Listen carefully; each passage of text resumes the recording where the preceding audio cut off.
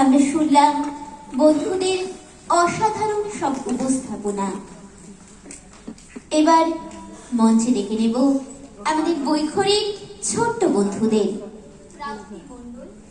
দেবনীল চক্রবর্তী, জিনিয়া দাস, আদিত্য কুন্ডু ও শ্রী মুখার্জিকে। ভূত বললে কেউ পায় ভয়, আবার কেউ পায় মজা।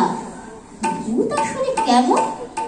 আসলে ভূত বলে কি কিছু হয়? ভূত আমাদের কি মনে করে?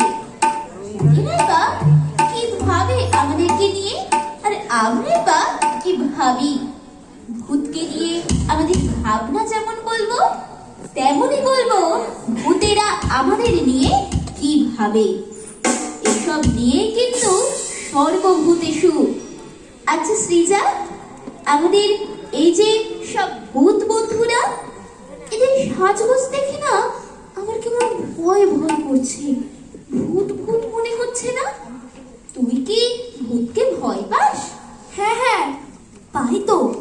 তবে ভূতের কথা শুনতে খুব ভালো লাগে। ভয় পেতাম আর একটু ছোটবেলায়, এখন খুব একটা ভয় পাই না। আচ্ছা অর্চিস্মিতা, তোর কেমন লাগে ভূতের গল্প? ভূতকে কি ভয় পাস না আনন্দ পাস? সৃজা, এখন তো আমার গল্পের ঝুলিতে শুধুই ভূতের গল্প। আমি তো দারুণ মজা পাই ভূতের গল্প পড়তে। ভূতের গল্প পড়তে পড়তে যেন আমি তাদের দেশে পৌঁছে যাই।